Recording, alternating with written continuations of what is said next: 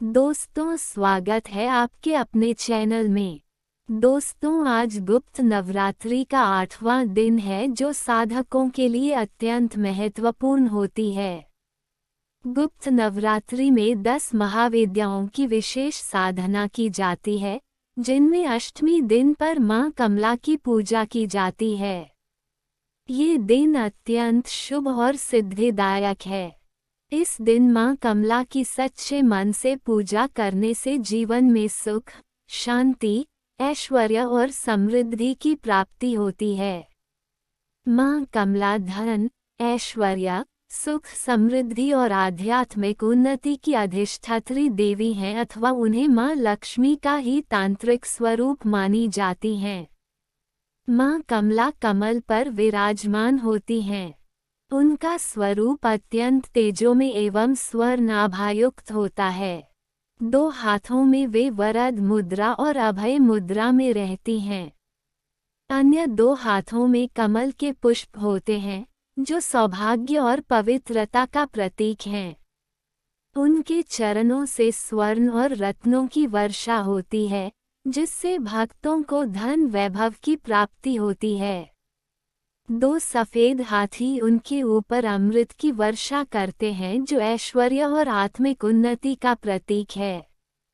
मां कमला को प्रसन्न करने से दरिद्रता दूर होती है, व्यापार और नौकरी में उन्नति मिलती है। जीवन में शांति, सौभाग्य और सुख प्राप्त होता है। आध्यात्मिक रूप से भी मां कमला साधक को आंतरिक बल और दिव्यता प्रदान करती हैं। पौराणिक कथा के अनुसार प्राचीन काल में एक शक्तिशाली राज्य था जिसका नाम सुवर्णपुर था। ये राज्य धन, धान्य और वैभव से परिपूर्ण था। राजा रघुनाथ इस राज्य के न्यायप्रिय, दयालु और धर्मपरायण शासक थे। उनकी प्रजा अत्यंत सुखी थी और राज्य में कभी भी किसी चीज की कमी नहीं थी। अचानक राज्य पर आया संकट समय का चक्र बदला और एक दिन राजा ने देखा कि उनके राज्य में समृद्धि धीरे धीरे घटने लगी। खेतों में पैदावार कम होने लगी। व्यापारियों का व्यापार ठप पड़ने लगा। नदियों और तालाबों का जल धीरे धीरे सूखने लगा। प्रजा पर कर्ज का बोझ बढ़ता गया और लोगों के चेहरे से खुशी गायब होने लगी। राजा को ये समझ नहीं आ रहा था कि यह सब क्यों हो रहा है। उन्होंने अपने विद्वान मंत्रियों और पंडितों को बुलाकर इस समस्या का समाधान पूछना चाहा। उन्होंने कई बड़े बड़े यज्ञ करवाए, दान पुण्य किया, मंदिरों में पूजा अर्चना की, लेकिन फिर भी राज्य में गरीबी बढ़ती गई और दरिद्रता छाने लगी। तभी एक दिन एक दिव्य महर्षि कृपाचार्य राजा के दरबार में आए।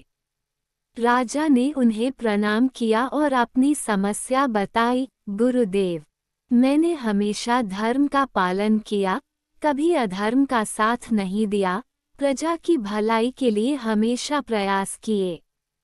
फिर भी हमारे राज्य में दरिद्रता क्यों बढ़ रही है? कृपया मुझे इस समस्या का समाधान बताइए। महर्षि कृपाचार्य ने ध्यान लगाया और फिर बोले, हे राजन, तुम्हारे राज्य में दरिद्रता का कारण यह है कि यहाँ धन की देवी मां कमला की कृपा नहीं है। तुमने अब तक उनकी विशेष साधना नहीं की। जब तक मां कमला प्रसन्न नहीं होंगी, तब तक तुम्हारे राज्य में धन वैभव वापस नहीं आएगा। यदि तुम गुप्त नवरात्रि के अष्टम दिन मां कमला की साधना करोगे, तो निश्चित ही राज्य की समृद्धि लौट आएगी। राजा ने महर्षि की बात मानकर गुप्त नवरात्रि में मां कमला की विशेष साधना करने का निश्चय किया। गुप्त नवरात्रि के पहले दिन से ही राजा ने अपना राजमहल छोड़कर महल के पास एक शांत जंगल में मां कमला की उपासना शुरू कर दी। उन्होंने 8 दिन तक कठोर व्रत रखा और केवल फल और जल ग्रहण किया। प्रतिदिन 1008 बार ओम श्रीं ह्रीं क्लीं कमलायै नमः मंत्र का जाप किया। राजा ने कमल के फूलों से मां कमला का अर्चन किया और केसर मिश्रित खीर का भोग लगाया। वे रात भर मां कमला के ध्यान में लीन होकर उनकी उपासना करते रहे। अष्टमी की रात जब राजा ध्यान में लीन थे, तभी अचानक एक अज्ञात भिखारी साधु वहां आया। उसने कहा, राजन, मैं बहुत भूखा हूँ, क्या तुम मुझे भोजन दे सकते हो? राजा ने सोचा कि यह मां कमला द्वारा ली गई परीक्षा हो सकती है।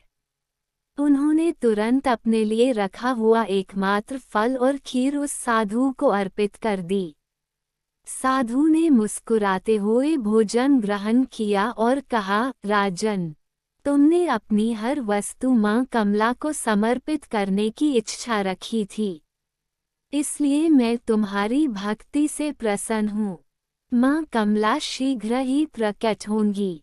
इतना कहकर वह साधु अचानक अदृश्य हो गया। जैसे ही साधु अदृश्य हुआ, आसमान में तेज प्रकाश फैल गया। चारों ओर एक दिव्य गंध फैल गई।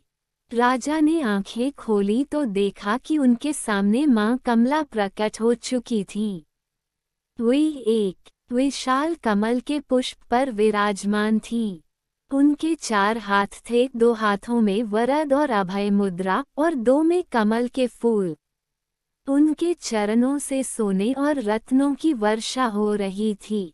2 सफेद हाथी अमृत की वर्षा कर रहे थे। मां कमला ने कहा, हे राजन, तुम्हारी तपस्या और भक्ति से मैं प्रसन्न हूँ।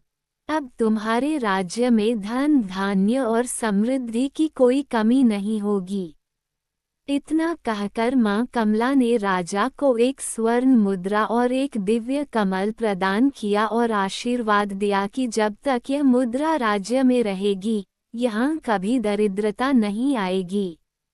इसके बाद मां कमला अंतर्धान हो गईं। अगली सुबह राजा जब अपने महल लौटे तो उन्होंने देखा कि पूरे राज्य में घनघोर बारिश हो रही थी। सूखी नदियां फिर से जल से भर गईं। खेतों में फिर से हरियाली आ गई। व्यापार फिर से बढ़ने लगा। प्रजा के चेहरे पर फिर से खुशी लौट आई। राजा ने मां कमला का एक भव्य मंदिर बनवाया और पूरे राज्य में मां की पूजा शुरू करवाई। दोस्ती, इसी प्रकार यदि भक्तगण सच्ची श्रद्धा से मां का स्मरण करे तो मां अवश्य कल्याण करेगी। चलिए जानते हैं मां की पूजा विधि कैसे करें। मां की पूजा प्रारंभ करने से पूर्व ब्रह्म मुहूर्त में उठकर स्नान करें और स्वच्छ पीले या लाल वस्त्र धारण करें। घर के पूजा स्थान या किसी पवित्र स्थान को गंगाजल से शुद्ध करें।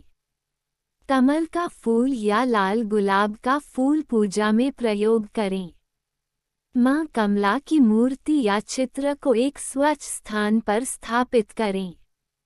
मां कमला की प्रतिमा या चित्र, कमल के फूल, पीले चावल, हल्दी, अक्षत, गंगाजल, पंचामृत जिसमें दूध, दही, घी, शहद और शक्कर मिला हो शामिल करें।